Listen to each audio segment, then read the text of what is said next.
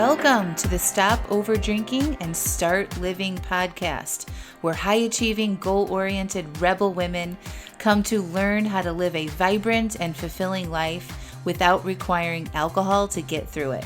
No labels, no judgments, no saying you'll never drink again.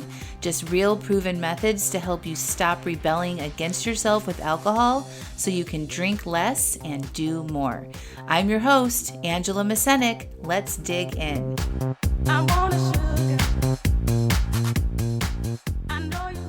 Welcome to episode 110, Up-Leveling Your Discomfort and a Juicy Story. Well, hello everybody. How are you all? Welcome to February. New month, new things. It's Groundhog's Day today. I don't know what the outcome of that was. I need to go look at that. But we're getting closer to longer days and warmer weather and, maybe the kids going back to school. So I'm feeling hopeful as we start this new month. This week's podcast is going to be a fun one. So highly recommend you pour yourself a cup of tea or a cup of coffee or a nice tea and kind of settle in. I'm going to tell you a little story about an experience I had this weekend in a tiny house. And there's a theme that runs through this story about being uncomfortable and not letting your primitive brain, motivate you to seek comfort and pleasure. Instead, I invite you to embrace some discomfort in your life so that you can have some growth and, challenge yourselves a little bit. And I talk a lot about this, with over drinking and trying to lose weight if that's one of your goals. The more willing you are to be uncomfortable in some areas in your life, the more growth that you can have. And we all, as we do this work, or if you're one of my clients, right, I talk to you about this willingness to feel uncomfortable. And I want to dive into that in sort of an up-leveling way today in this podcast episode. And I'm going to tell you a story. And then after the story, make sure you listen on for some practical to-dos to up-level your discomfort. So when you approach something like stopping over drinking or weight loss goals or building a business or improving your relationships, you have to be willing to feel some discomfort, right? It's growth happens when you feel uncomfortable. The human condition is one that likes repetition. It likes knowing what it knows. It likes patterns. It likes the same things over and over again. But when we do the same things over and over again, like over drinking and, eating the shit that doesn't make us feel good, we don't grow. So you have to embrace the discomfort. And if you've been working with me or applying what I teach in the podcast, you may have reached a certain level of being okay, being uncomfortable. So basically, let's say you were drinking every day, and now you're to a place where maybe you're having 4 or 5 nights off where you're not drinking. And that's pretty comfortable for you, right? But if you want to up level and maybe you want to explore not over drinking on the weekends, or maybe you want to have a new goal around alcohol, or maybe you want to look at taking a longer break from it, whatever that is, your current level of discomfort you've tapped into, right? So you were uncomfortable when you first started the work. And now you're probably pretty comfortable with what you are, with a new pattern of being, a new way of being with your relationship with alcohol. And now it might be time to up-level your discomfort again. So that's what I'm going to talk about at the end of the podcast after I tell you the story. So make sure you tune into there. But here, my friends, is a story that I have titled Charging Chickens and Composting Crap. It is a story that I wrote about my experience in a tiny home this weekend, and I created a blog post about it, but I thought it would be fun for me to read this story to you and for you to kind of go in it with me. Okay, you ready? Here we go.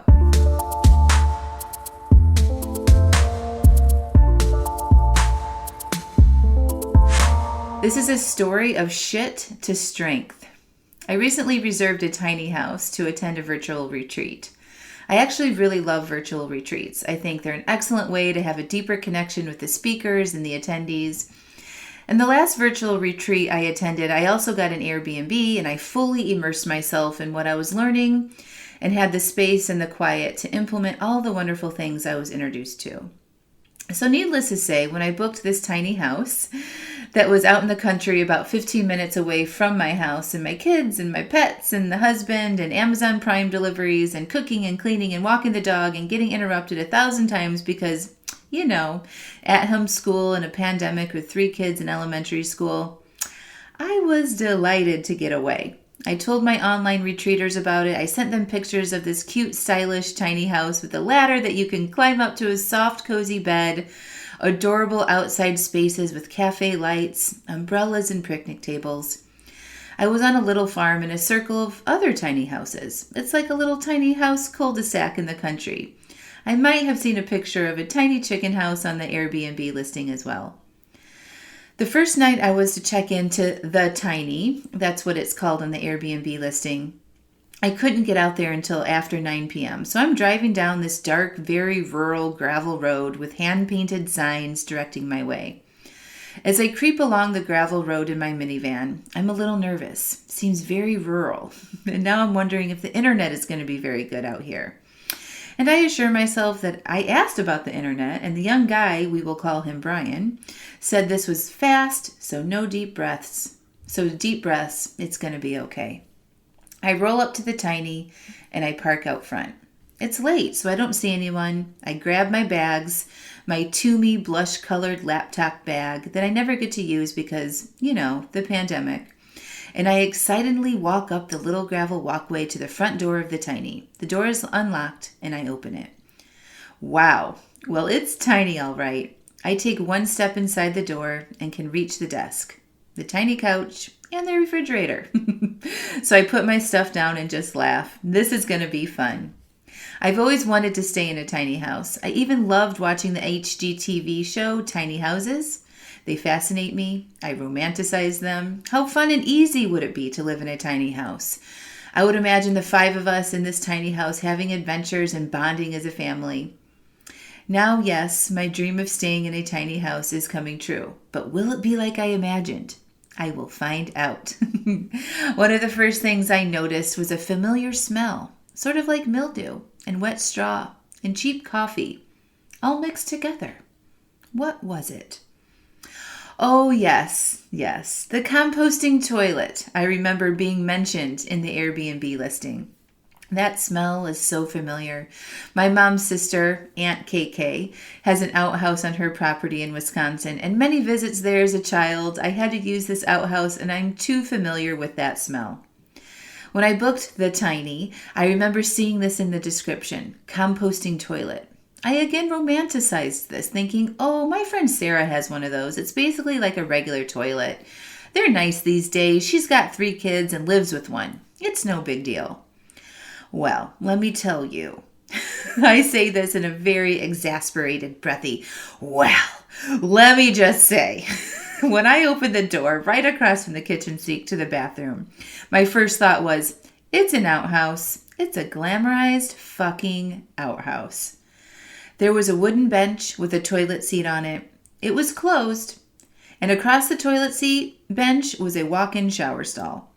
I lifted the toilet seat and looked down, a big container of blue liquid. There wasn't any covering. There was no flap covering the liquid, just a standard white toilet seat with below a vat of some weird opaque blue liquid that I could not quite see through. Lord, this is going to be fun. I close the door, tell myself it's not a big deal, and continue getting settled in for the night. Oh, I forgot to mention that before I checked into the Tiny, I got a message from the owner, Brian. He said, it's supposed to freeze tonight, so I'm going to drain the pipes. So if you need to take a shower, do it tonight. Okay, well, I don't need a shower tonight, so I asked him if it would be on by 8:30 a.m. the next morning. He said maybe, but no guarantees. So I didn't really think anything more about it. So as I'm unpacking my things in the Tiny, I notice there isn't central heating. I have a space heater. All right, no big deal. Then I look around the kitchen. It's well supplied with the pans and utensils and dishes that I would need, and even some condiments, spices, oils, and some food. There's an open box of cereal, open containers of Earth Balance fake butter spread in the fridge. Of course, vegan butter. Damn hippies. And a container of popcorn kernels that has about 1/5 of the jar left in it. And there's this weird greasy film all over the stuff. Like, if you cook a lot in your kitchen and you don't wipe things down like that, a greasy film. And I started to feel like it wasn't cleaned very well. And during COVID, my hackles got a little high, and I was wondering if my sheets were clean. Ugh, deep breaths. It's okay, I tell myself. I FaceTime my husband and tell him all the things and give him a tour of the tiny. I am laughing. He's very worried that I'll get hurt climbing up and down this ladder to my bed in the loft. So he wants to watch me climb up the ladder to my bed and make sure I can do it okay. I am laughing hard. It's fucking hysterical. I am also very accident prone, very clumsy, and it might sound weird that he wants to see me get up there okay, but I have been known to fall and trip on stairs a lot in my life and have landed myself in the hospital or urgent care on more than one occasion. Okay? Y'all, this whole scene is not uncommon in my life. I do crazy ass shit sometimes and get myself into situations that aren't really comfortable, and it's no surprise that I find myself in a tiny house with an outhouse with a film of grease. That looks awesome and cute at first glance and technically like the pictures, but just below that surface, it's basically a shed in the country with running water and a sink, a space heater, and basic necessities. I get up the ladder gingerly and carefully and pull back the covers of the bed. It's clean and cozy and actually very comfortable. I can relax. I can't sit up in the bed though. It's kind of like you have to roll on it so you don't hit your bed on the ceiling. I get off the phone with my husband, climb back down the ladder, and go heat up some water in the electric kettle for some relaxing chamomile tea. I lift the kettle off the base, and yes, of course there's old water in there. Y'all, leftover used water. If it was my house, it wouldn't care, but it's COVID. I assume the Airbnb is cleaned and refreshed, but I'm beginning to feel like someone checked out of here, swept the floor, changed the sheets, and left all their shit behind. Deep breaths. I empty the kettle, fill it up with new water, grab a coffee cup, notice the film, more deep breaths, and I turn on Outlander. I drink the tea and faintly wonder about the shower water in the AM, set my coffee up in the coffee pot, set the time for 4:45 a.m. to start brewing, as I usually do at home, and climb up the ladder to bed. I wake up in the morning and I feel like I slept well. Climb down the ladder and apprehensively go in the outhouse box off the kitchen, do my business, walk out, and turn on the kitchen sink to wash my hands. There's no sink in the outhouse box. I lift the handle on the kitchen sink and nothing. No water. What the actual fuck? No fucking water. Jesus fucking Christ. He said he was draining the pipes into shower tonight. He didn't say there would be no fucking water. I'm okay. I had a glass of water left over from the night before, dumped it on my hands, and then got my coffee. Thank you, baby Jesus. I set up my coffee the night before when I had water. I'm officially pissed. I can't brush my teeth, wash my face, hands, or anything, and I have a coaching call that I'm leading in the morning. I take some deep breaths, sip my coffee, start the ruminating in my head and spinning out. This is what I was thinking. I would have brought some water had I known there would be no water. I don't know what the fuck drain the pipes mean. I mean, come on. Say there will be no running water and then fucking provide some to your guest, right? Honestly, I would have been fine about it had I really understood what this meant, and I would have brought water. Y'all listen. I'm a successful life coach. I know how to manage my mind and feel my feelings and process all the things. All right? And often this skill I have to manage my mind and make the most of it can get me into trouble. Sometimes I do it so well that I sort of roll over things that I should be paying closer attention to. Like when the Airbnb listing said composting toilet and the owner emails me about draining the pipes and showering. Was this one of those times? Was I ignoring signs that this place wasn't the best for my retreat? Will the internet be good enough?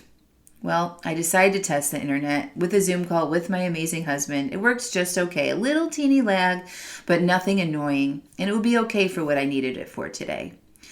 Then I decided to go for a walk, stretch my legs, and look around. I call up my friend who lives in Austria and share all the details. Then I take her on a tour of the video of the grounds of this tiny house hippie commune that I find myself in. It's a cold and a low 26 degrees Fahrenheit outside. The sun is just coming up. It's quiet, and I'm looking around outside the tiny, and it's legit a rural hippie playground. Stacks of wood, equipment, outdoor pizza oven area with picnic tables, little sheds converted into homes, an old school bus that has been turned into some sort of living accommodation, gardens, fences made of reused wood and scrap metal. I walk along, kind of nervous. It's really early in the morning, talking and laughing and showing my friend the scene on video. Oh, I see a chicken up ahead. They have a tiny house too. We laughed and chuckled on the phone. I approached the chickens and they're all huddled together, clucking and chirping. They look so fluffy and cute. And I crouch down and I cluck at them and say, "Good morning, chickens." And I'm showing my friend on video how cute they all were. And all of a sudden, the fluffy, cute chicken starts walking towards me and then running towards me, and it isn't stopping. Oh my God, I'm getting charged by a chicken. I screech and jump back and have to screech at the chicken to get the fuck away from, put my leg out to stop it from pecking me. I jump back and that little fucker charges me again. I am dying laughing now, dying laughing. Big belly laughs, tears streaming down my face, doubled over in the ridiculousness of me and this whole crazy situation. I'm on a hippie commune. I put myself on a hippie commune for a business mastermind retreat. Do you see the irony here? The mastermind I'm in helps entrepreneurs scale their business to reach new high-level revenue goals. I wasn't on a yoga retreat. I was trying to up my business game.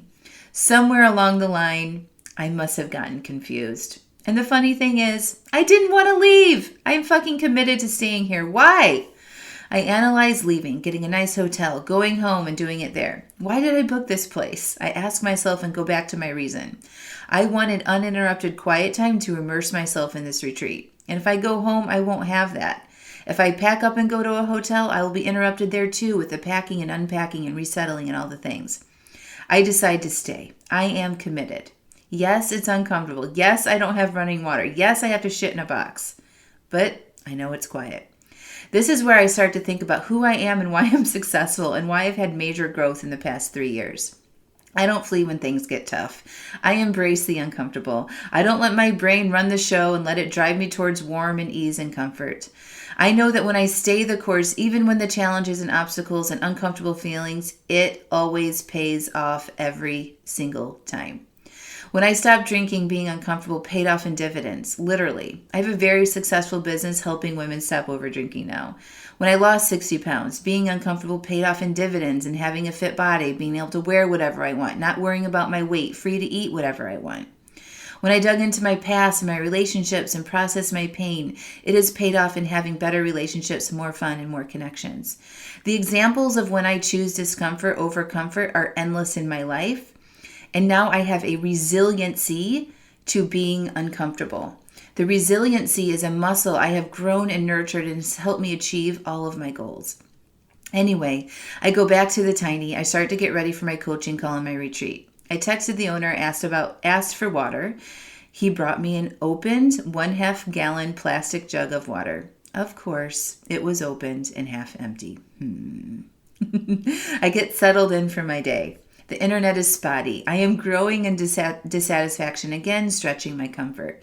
I ultimately, again, recommit to staying. I realize I'm supposed to be interrupted on this retreat.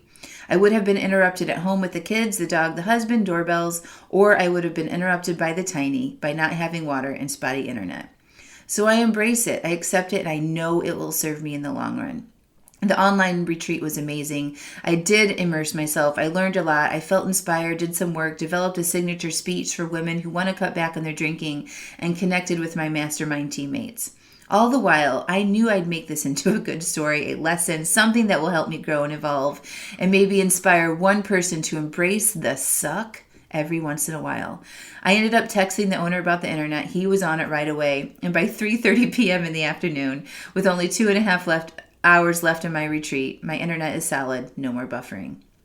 Ironically, again, the retreat ends with a mindful yoga session.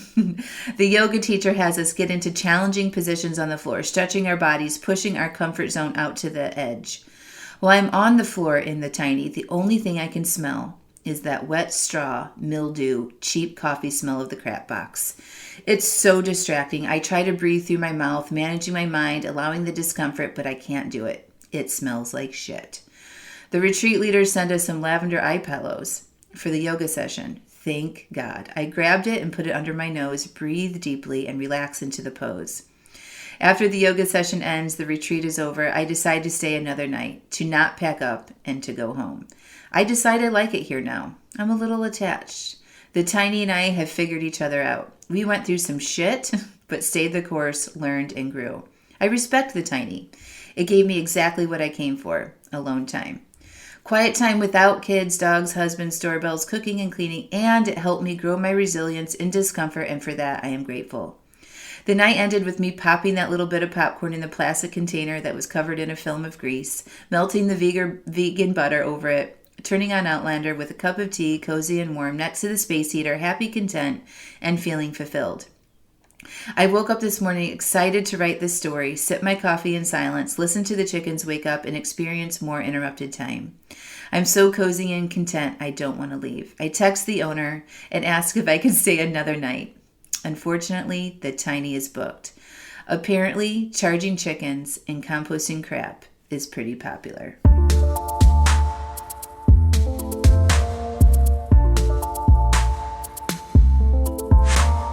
Such a fun story, right?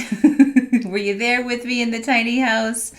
So fun. I hope you enjoyed it. So now I want to move into the part of the podcast where I'm talking to you about up-leveling your discomfort. So if you could visualize yourself in a situation such as the story that I just told you, maybe it was a vacation or something that you had planned and it didn't turn out to be exactly what you thought it would be. In the past, would you be somebody like, screw it, I deserve an extra glass of wine, I'm not going to do the thing that I had planned? Like, do you kind of use that as an excuse to go let yourself off the hook? Or would you pack up and leave? Would you actually cancel and leave the situation, go home, change your situation to get out of that discomfort in that situation? Just think about what you would do if you were in my situation, right? So I guarantee you that, 5 years ago, or even, maybe a little more than 3 years ago, I probably would have packed it up and left. I would have been like, F this, I'm out. I probably would have demanded a refund from the Airbnb, gotten really angry about it, and just like really defensive about the whole situation. And that anger and that angst that I would have felt would definitely have driven me to drink. So like if I would have packed up and left or something, first of all, I would have had wine with me. I never would have went into that situation without wine and shit tons of food and snacks and stuff. I would have probably been like, screw it. I don't need to exercise today. This isn't what I was expecting. And like created a lot of extra drama around that situation and angst and been not very nice to the Airbnb owner. Okay. And that energy that would be behind all of that would be negative, and I would definitely use alcohol to escape that. Now, listen, back then when I had this, relationship with alcohol, I didn't know that that's what I was doing. I just thought, there would be a certain way to do things, and this person didn't deliver on what they promised me, and it's their fault, and they should do it differently, and right? So I would be very angry about that, and then I would feel that anger in my body, and then I would be like, and I need a drink to take the edge off. I didn't never question my thoughts. I never questioned my feelings. I just probably thought I should be angry about this. And then I would escape that anger, that frustration by drinking or eating or canceling plans or not exercising or, saying screw it, the whole day is a waste now. Okay. That's what I would have done in the past. So can you kind of like, if you were in this situation, maybe a year ago or 6 months ago or last week, how would you react to that situation? Okay. I can tell you the way I reacted to it now is completely different than who I used to be. I used to be very reactive to this kind of stuff, very angry, very outspoken, like I was entitled to having this experience that I paid for and you should have communicated to me, right? I probably would have demanded a full refund and still stayed there, like just kind of out of line stuff. But now, because I'm at a certain place in my life and my feelings, and I know that my negative feelings aren't a problem, I'm willing to be with them. I'm willing to like hang out and stay in the discomfort because I know it's just a vibration in my body, right? Like the frustration, the anger, the uncomfortableness about that story. I'm like, okay, what's the big deal here? Like I'm a little uncomfortable. I'm safe. It's warm. I will get water, I have internet, it's quiet, it's everything that I need, right? So it's like my ability to be uncomfortable there is a testament to how much uncomfortableness I have been willing to experience since I started this journey of my life of life coaching and learning how to feel, stopping drinking, losing weight, the whole nine. Okay. So I just want you to notice what you think that you might do in that situation and how those actions, the things that you might do from about the situation, are in response to how you are feeling. Okay. Our feelings drive our actions, right? So usually when we're not willing to feel those uncomfortable feelings, we want to get out of those feelings. So we might change our situation, or we might drink or eat, right? So we want to change our circumstances, get out of here, right? This is uncomfortable. I can't handle this. Or if we can't change our situation, we tend to want to drink or eat from that place, right? So just notice what you probably would do. Or you might hide or avoid or bitch or ruminate or something like that in your head. Okay.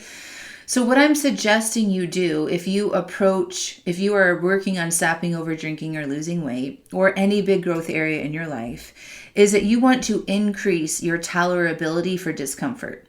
Okay. So when you say you're not going to drink Monday through Thursday, like when you first start doing that you're going to go through some uncomfortableness, right? Especially if you're used to drinking every night. So say you're used to drinking a bottle of wine every night. Okay. And then all of a sudden you say, okay, I'm not going to drink Monday through Thursday. Monday, Tuesday, Wednesday, Thursday, you're going to probably feel some urges to drink. And your mind might be chattering about, if you're going to drink or not going to drink. And that's going to be uncomfortable for you to go through. You're going to have to process those urges, right? You're going to have to figure out what do you do with your time between 5 and 7 p.m. Whatever that is, it's going to be something new that you're trying. Your brain is used to drinking every night, right? So now you're not drinking every night. Your brain doesn't like that because it likes repetition. It likes knowing what to do. It likes to save energy and to seek pleasure and avoid pain. So when you take away something that it's doing all the time, your brain's like, ooh, we don't like change, so I'm going to get you an urge to go drink. And once you get through that phase, right, and you are able to honor your commitments there and you work through that uncomfortableness, you get to a place of it not being so uncomfortable anymore, right? So you may be now at a place where you're, for pretty much the most part, you're not drinking Monday through Thursday. I'm just using this as an example. I'm not saying this is what you should do. I'm just using this as an example. So you worked through those urges. You got to a good place. You've made progress. You're drinking less. You're not drinking Monday through Thursday, okay? But there's still some opportunity for growth, right? So when you look at your relationship with alcohol on the weekend, or maybe on vacation, or maybe when something bad happens, right? You still might tend to want to drink more than you really want to, right? So looking at that area of your relationship with alcohol and or food and saying, okay, where is it time for me to up-level my discomfort? I already up-leveled once and I got me to here. And now I'm pretty comfortable here. You guys following me? So you're pretty comfortable doing this new thing that you had tried, let's say a month or two ago, that wasn't comfortable. You moved through that and now you've settled into this new place where your brain's pretty comfortable, right? It's settled into the new habits that you've formed. It's kind of filed them to the back of the brain where we don't have to think about it so much and push ourselves to get out of our comfort zone.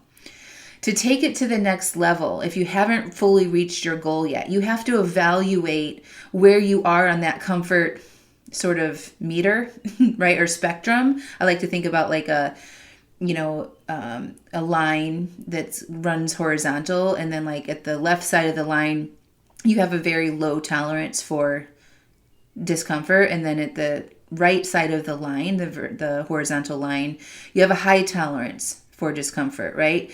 So like, where are you on that spectrum, on that line of your uncomfortableness tolerance? Okay. So if you still have something that you'd like to work on, like not over drinking on the weekends, or, practicing going into social situations without drinking, or being on a vacation without drinking, or just on a Friday night, just even if you're sitting around, if you're used to drinking every Friday night, like where in that area can you up-level your discomfort? Okay. I would recommend that you just pick one area to start with. Okay. So like, where is it that you want to improve? Is it social situations, weekend drinking, that, and just pick that one area to up level your discomfort with. Okay, so that might look like when you make your drink plan, you don't plan for drinks on that specific situation. Or if you get invited to a social situation, you're going to go and practice not drinking. Okay, or if normally you go into a social situation and you drink 4 or 5 drinks, right? What if you practice just having one and being uncomfortable, right? So it's like choose your opportunity to up level your discomfort in one specific area.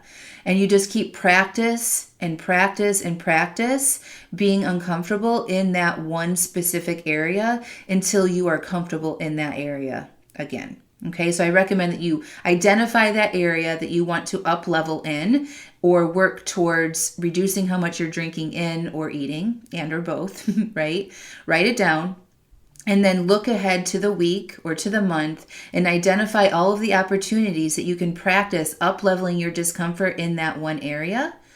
And then make it that is your goal. This is where am I focusing on? I'm focusing on up leveling my discomfort in this area until I get comfortable.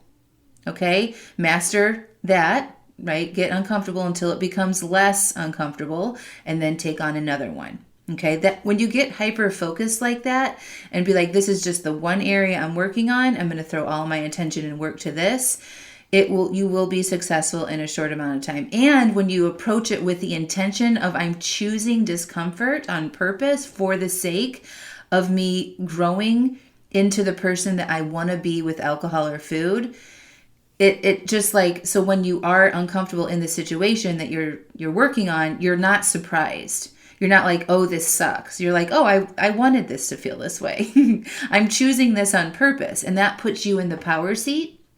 And then you can open yourself up to allowing those feelings that come in so much more easily. You're like, yep, I expected that I would be having urges tonight. Yep, I would expected that this might be a little awkward. I normally drink with my friends on Friday night, or I normally sit with my husband or my spouse at the end of the day on a Friday night. This is what we do together. And now I'm not doing that very habitual thing.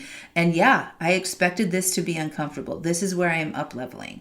Okay. So you're not kind of thrown back by it and then your brain starts spinning out and like, you deserve it and and all that chatter when you say, nope, I want this. This is where I'm up leveling to the next level so I can reach my goals.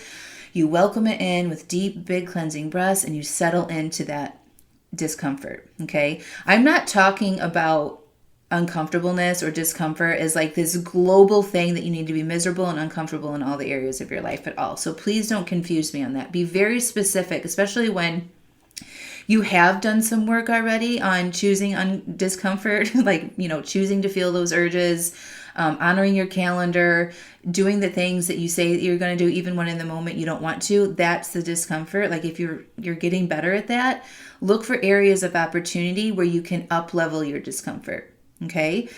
It's not about everything in your life because we only have one of my coach colleague, Anya, she's like, there's like a bucket of uncomfortableness that we can have in our lives. And it's like, we don't want to just be uncomfortable in everything because it kind of dilutes the purpose of why you're choosing to be uncomfortable in the first place. So I like the idea of being very specific about one area at a time to up level your discomfort in. And then the more often you can do that and move through that, you will create what I talked about in my story about this capacity, this relentlessness and like resiliency that I can be uncomfortable for longer periods of times in a bunch of different situations. And my brain isn't like, oh, we should escape this.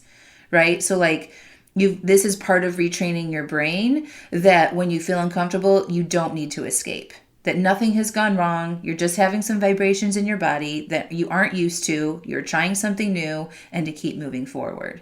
So the more you can practice this, the more abundance of being uncomfortable you can have in your life. And when you do this, you go do bigger things. You go out and have bigger adventures. You go into your boss's office and ask for that raise. You say, I'm going to start my own business, or you're going to, change your relationships, whatever that is, you will have more capacity and strength and grit to do that because of your willingness and practice of being uncomfortable on purpose. So that's just what I wanted to talk about this week. Let me know if you have any questions. If you want to email me any thoughts or ideas for future podcast episodes, I invite you to shoot an email to hello@angelamascenik.com. And of course, if you're in my coaching program, you know how to communicate your thoughts and how you're going to apply this to your life. But challenge yourself just this week. Where can I be a little uncomfortable for the sake of my goals? Write a couple ideas down,